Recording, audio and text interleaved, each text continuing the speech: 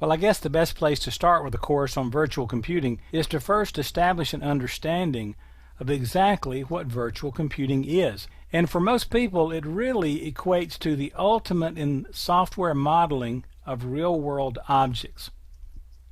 So what exactly is a virtual computer?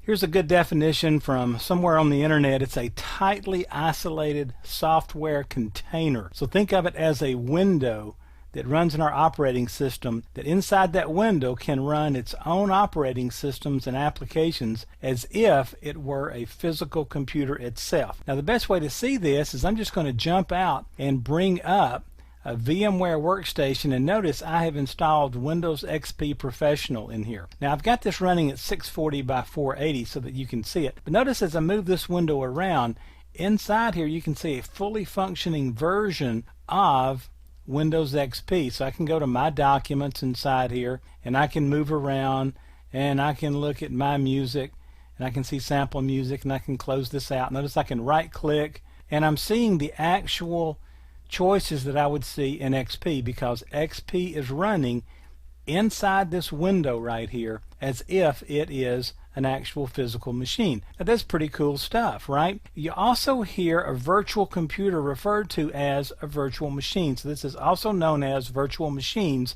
but you got to watch your terminology here and where you are when you're talking. If you're in a Java environment and talk about a virtual machine, it's something totally different. And we'll talk a lot about terminology as we move through the course here. But the best way to understand virtual computing is to think about non-virtual computing in a server environment. And we'll talk about the differences between server and desktop a little bit later on. Let's say that we have a Windows server that's running one application. And historically, this is the way we did things. One server, one application. And then if we needed, 6 different applications or network service type situations, we had 6 machines. Occasionally we would double them up if one of them wasn't particularly, sometimes, a CPU hog or a memory hog.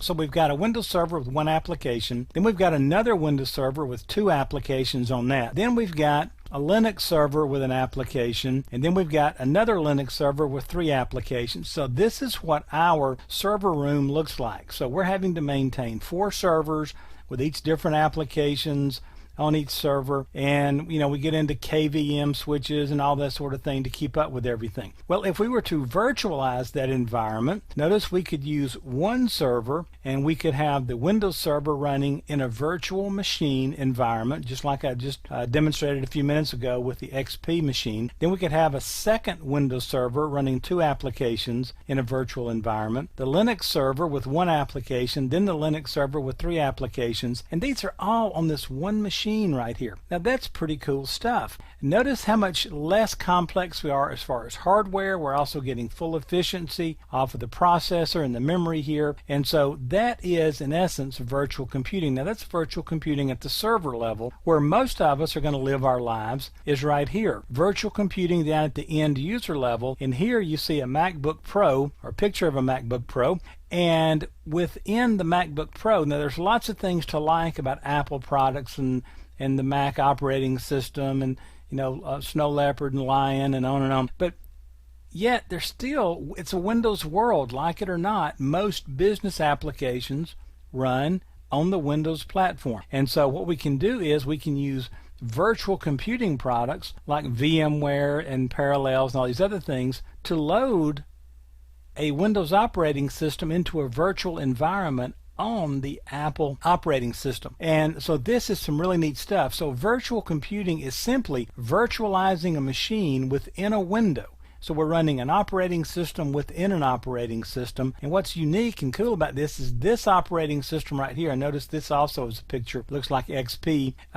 This believes that it is a freestanding computer as far as it's concerned, for whatever level they can believe, and the computer out here doesn't really seem to have a problem or notice that there's another operating system in there. So that's what we're talking about with virtual computing. It naturally splits out into server side and desktop. We'll talk about that a little bit later on, but we're going to focus on desktop with Workstation in this course and just kind of go through some things and help you get your head around and get some skills built up here with working with a virtual tool like VMware Workstation.